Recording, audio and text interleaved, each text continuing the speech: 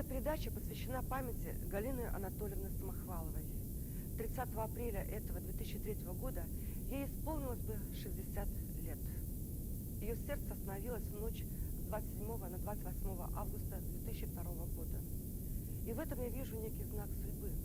Дело в том, что 28 августа по православному календарю большой праздник – Успение Богородицы. Почему же Успение, то есть смерть, праздник? А потому что после своей земной жизни душа Пресвятой Девы попала сразу в рай. Мне думается, что день смерти Галины Анатольевны тоже не случайен. На земле она жила в каком-то своем мире, мире искусства. А быт со всей своей суровостью возвращал ее на нашу грешную землю. Ей приходилось думать о пропитании, а ее душа рвалась к прекрасному. Я помню комплимент, который она сделала при мне девушке. «Ты похожа на весну Боттичелли». А себя Галина Самохвалова сравнивала с русалочкой из сказки Андерсона, у которой так болели ноги, что она ходила, как по остриям ножей. У меня сохранились листочки, на которых Галина Анатольевна писала стихи для меня. Шекспира, Бодлера, Ахматовой, поэтов известных и малоизвестных. Я знаю, даже кораблям необходима пристань, но не таким, как нам, бродягам и артистам. Она хотела быть понятой. Увы, это не так часто бывает при жизни. У нас была договоренность, что я сделаю о ней передачу в рубрике «Что человеку надо?». «О, я знаю ответ на этот вопрос», — сказала она мне. Но Галина Анатольевна тяжело заболела. Мы ждали, что она пойдет на поправку, но нашим планам не дано было осуществиться. Ну что ж, пусть сегодня в воспоминаниях людей, которые ее знали, хоть в какой-то мере высветится многогранная натура Галины Самохваловой.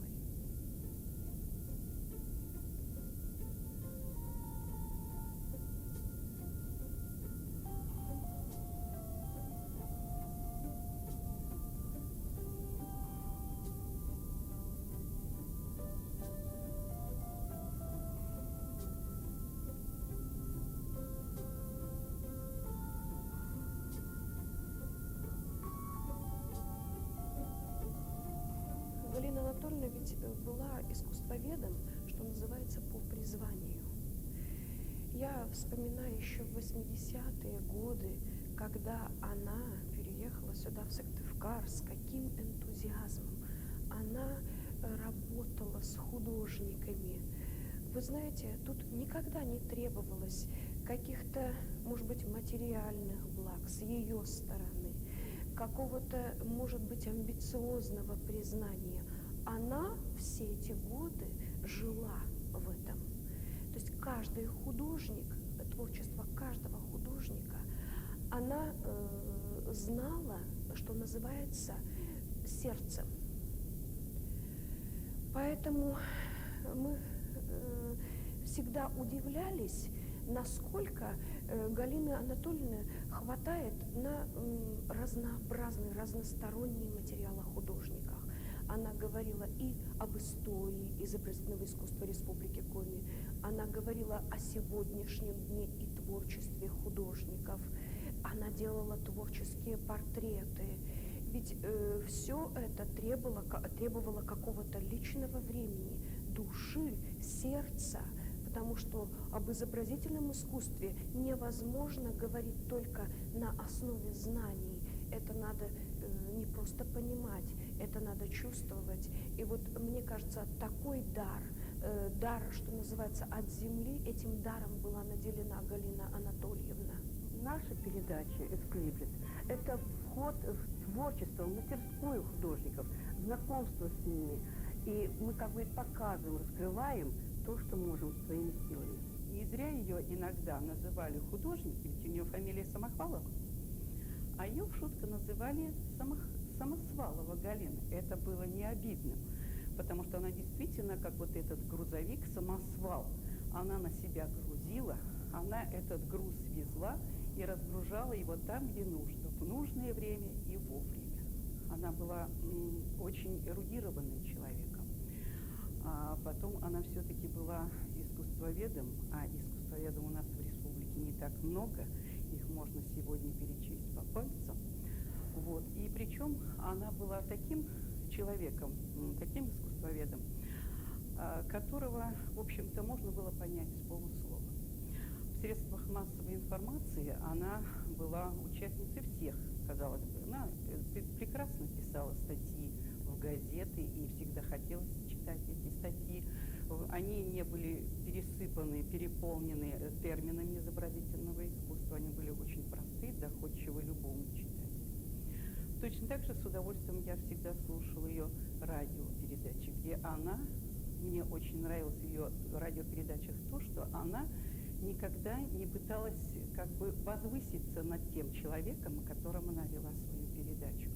И, конечно, открывался в этих же передачах и большая эрудиция того человека, о котором она говорила, и ее, естественно, эрудиция. Очень нравились мне ее телевизионные передачи. Была очень хорошая передача об Анатолии Капотине.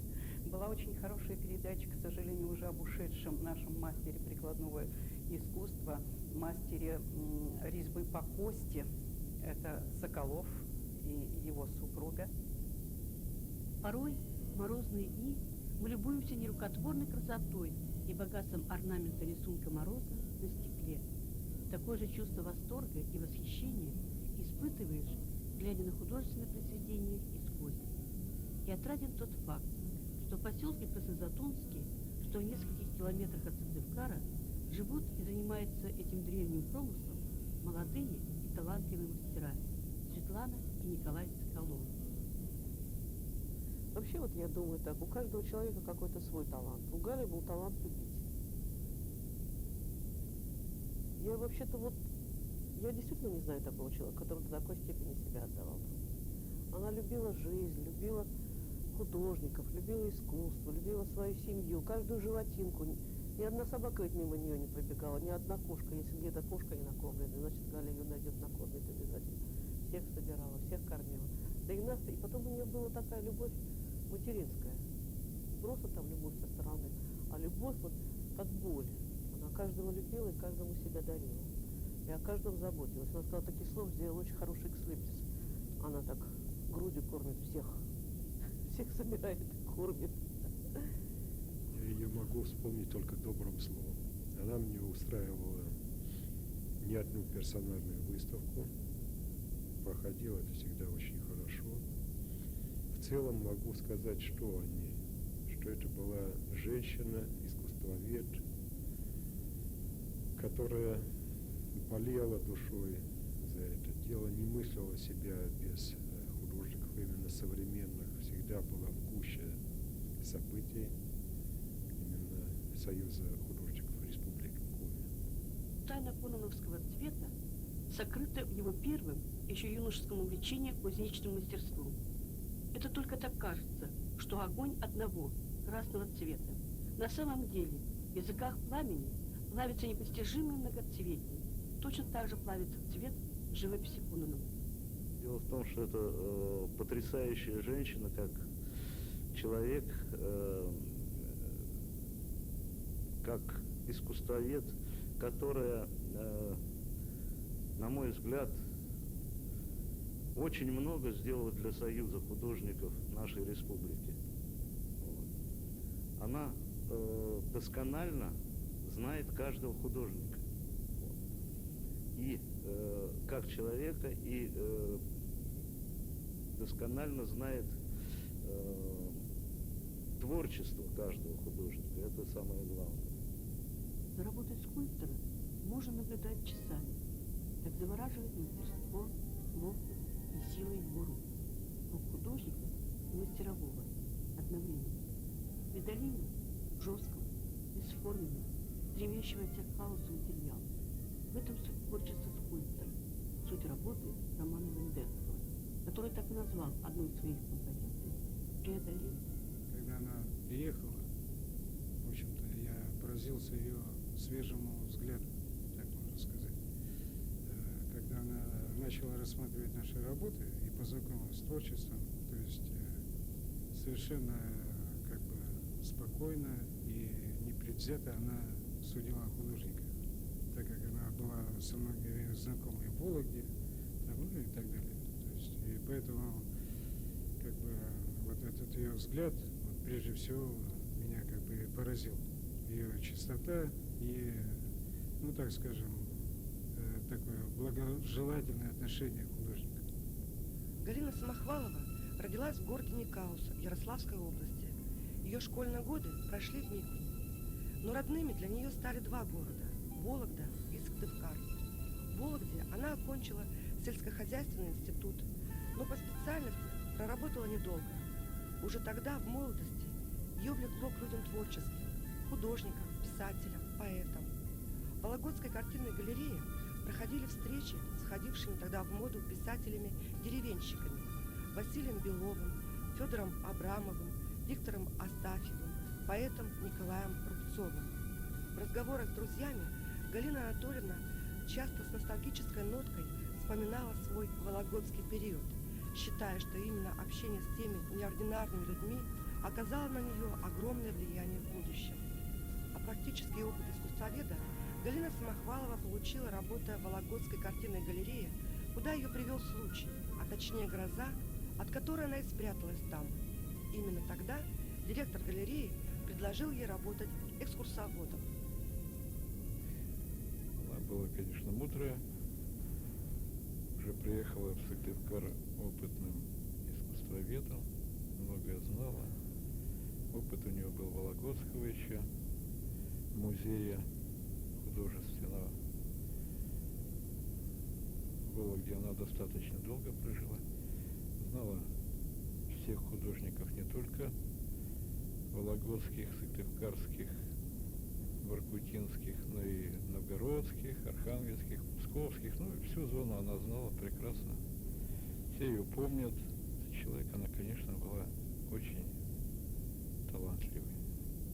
При первом знакомстве обращаешь внимание на его колоритную внешность, медлительность и спокойствие в движениях и жестах, внимание и сосредоточенность во взгляде, крепкая, сильная фигура.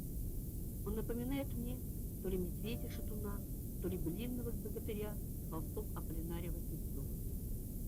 После ухода из жизни Галины Анатольевны как-то, я бы сказал, резко уменьшилось количество всякой информации о деятельности нашего союза и наших художников. Ну и, само собой, газетные публикации, это выступления на телевидении, встречи с художником, бродящим по телевидению с ней, там, и снимала она фильмы о художниках. Вот. И, кроме того, многие плановые выставки не состоялись в нашем союзе художников, потому что не было такого организатора, как Галина Анатольевна. На ней держалось очень многое. Она своим энтузиазмом поддерживала художников, даже вдохновляла, я бы сказал. Она их просто любила. И художники отвечали ей всегда взаимностью. И лишившись такого организатора, мы потеряли очень многое. Жанровый диапазон Владимира Ермолина разнообразен. Среди его работ мы видим портреты, натюрморты, пейзажи. В портретах Владимир акцентирует внимание на личности модели. В основном они написаны на глухом фоне. Он скуп и лаконичен. Пейзажи предпочитает небо, облака, луну, а в натюрморте любит писать обманки. И Владимир был победителем конкурса «Юморины Габрове». Галина Анатольевна помогала многим художникам, особенно молодым. Для меня она была второй крестной мамой. Она помогла организовать мою первую персональную выставку в 1996 году. И без нее, я думаю, этой выставки бы просто не было. Потому что именно благодаря ее усилиям, ее стараниям, ее настойчивости состоялась эта выставка. Она предлагала мне организовать еще одну персональную выставку, но, к сожалению, она не успела. Потребностью души Самохваловой было не только помогать художникам, но и популяризировать их творчество. Она щедро делилась своими знаниями с ценителями искусства, работая директором выставочного зала, находила время для встреч с участниками клуба любителей изобразительного искусства, возникшего на базе Национальной библиотеки. С огромной благодарностью вспоминают о Галине Анатольевне в Коми национальной гимназии, где она работала в последние годы своей жизни. В 1996 году Галина Анатольевна поступила на работу методистом в эстетический центр школы номер 23. Основной задачей в тот период была выработка основных направлений работы эстетического центра, развитие художественных ремесел и фольклорного ансамбля. Галина Анатольевна продолжила работу Изольды Измайловны Кублицкой по организации и проведению художественных выставок, встреч с художниками и формирования коллекции работ художников. Одновременно с экспозициями картин мы строили экспозиции здесь, в эстетическом центре, по декоративно-прикладному искусству. Каждая выставка сопровождалась изданием буклетов. Галина Анатольевна готовила экскурсоводов, с которыми занималась по творчеству тех художников, выставки которых проводились у нас в центре. Также Галина Анатольевна вела занятия по изобразительному искусству, народному творчеству коми, этнографии и культуре коми и православию.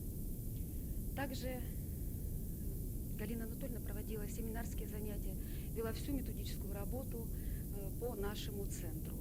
Эти знания позволяли ребятам познавать окружающий мир, познавать мир красоты, расширяли их кругозор.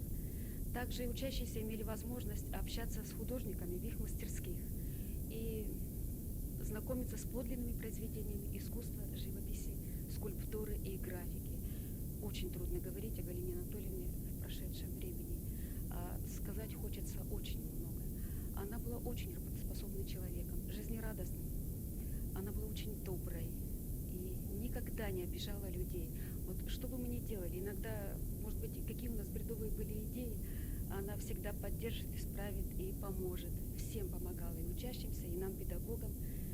И даже проводила городские и республиканские семинары. К ней приходили гости из других школ, из районов, из республики. И она всегда всем уделяла достаточно большое количество времени. Мы многие идеи не успели осуществить. В частности, 22 ноября мы открывали 50-ю юбилейную выставку, но без Галины Анатольевны, и посвятили эту выставку ей. Если бы дни ее милостью Бога на земле могли быть продлены, ей бы прожить еще немного. Бывают в жизни такие переломные моменты, когда душа мучительно начинает искать высокого смысла, света, цели. Это трудные времена для человека. Прежнее кажется мелким и приземленным, а нового не знаешь. В такой сложный для меня период судьба свела меня с Галиной Анатольевной Самохваловой. Автор этих строк вспоминает о своей последней встрече с Галиной Анатольевной. Вот эти последние ее слова, когда она уже узнала о своей участи, и сказала такие слова: руки на себе наложить, Бога боюсь, потому что она понимала, что этого делать нельзя ни в коем случае. И поэтому вот эти последние минуты нашей встречи с ней, когда мы встретились в больничной палате, когда я вошла, я, конечно, сразу уже поняла, что ей очень много осталось. Вы знаете, вот было такое чувство от этой встречи, какой-то одновременно скорби, и в то же время, вот я впервые испытала такое ощущение какой-то торжественности момента ухода человека в мир иной. Вот, знаете, какая-то светлая печаль, что человек вот до конца дошел и пронес вот этот крест. Что даже какое-то, может быть, вот печаль светлая, потому что, вы знаете, какое-то даже, может быть, вместе с ней облегчение, что вот, конец мукам настал. И вот эта встреча обещанная всем нам на небесах, она все-таки свершится, и что сказано ведь в Писании: претерпевший до конца спасется. То есть вот такое было ощущение, что вот она дошла до конца.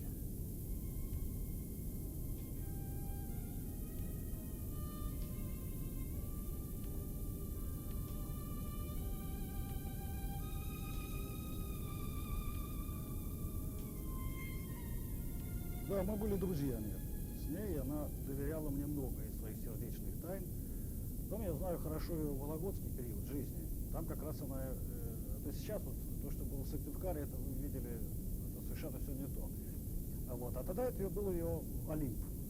Вот. Это была прекрасная, худенькая женщина, которая сводила всех с ума, сводила прежде всего художников. Вот. И так как она любила мужчин, вот это ее, наверное, ну, я Клеопатра, наверное, так вот, современная Клеопатра, так никто, я, во всяком случае, не встречал, что так женщины любили. Она могла быть даже рабой, мужчиной, так сказать, любя его вот таким вот образом. Но, к сожалению, такой большой талант любви никогда не встречал в ее жизни. Это самое трагичное в ее жизни, он никогда не встречал ответа.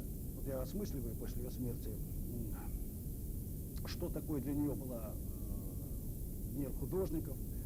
Это был тот мир, в котором она думала, что вот там вот наиболее тонкие люди, вот уж они-то поймут ее. Вот. Но вот она, никто ее и не понял. Известно, что с талантливыми людьми бывает трудно в быту, а сколько надо самопожертвования, терпения и любви, чтобы ухаживать за тяжело больным человеком. Всего 7 месяцев, когда Галина Анатольевна болела, рядом с ней и дома, и в больничной палате находился ее муж, добровольно взяв на себя роль сиделки. Да, мне было с ней тяжело. Мы друг друга не всегда понимали. У нас какие-то разные заботы, какие-то разные появлялись. И больше всего, нам все больше нравится в работе, а остальное в хозяйстве почти всегда на мне было. И кухня, и уборка, потому что у меня времени много было. Да. Но без нее тоже очень тяжело. Без нее еще хуже. Многие они рассказывали, что он замечательный человек, что он очень добрый, что, ну, много хорошего они говорили, но как мама, она, конечно, мама есть мама, какая бы она ни была, я все равно ее любила всегда, но трудности, да, у нас не общения были, как бы мы не понимали друг друга. Действительно, она жила в своем мире. Я просто знаю, что эти картины, что вот это все было для мамы, что для нее это был просто ее мир. И у меня такое же отношение к этим картинам. То есть, какие бы деньги мне не предлагали за эти картины, я никогда никому их не отдам. Потому что для меня это память. И память очень дорогая.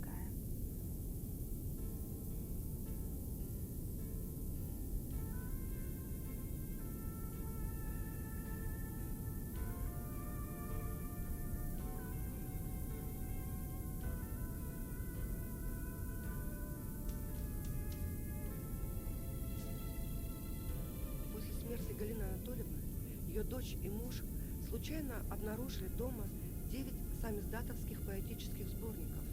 Автор стихов не указан. Можно предположить, что их писала Галина Самохвалова. Будучи человеком открытым и искренним, она все же осталась загадкой даже для самых близких людей. Я молилась в гулком храме. Стылый ветер гулко смелил через черные решетки, разливаясь синевой. Синева со мной молилась, и молитву принимала, и звучала на решетках невозможной тишиной. В этом синем первоздании умерла старуха память, и душа рождалась снова, съежившись от пустоты. И душа рождалась снова, на краю вдруг замирая, не решаясь и срываясь в безграничье высоты. С синих нот высокий трепет излился напевом чудным, так все слезы на запрете вдруг тревогой изойдут. Этот зов душа слепая, вспомнила, не узнавая, возлюбила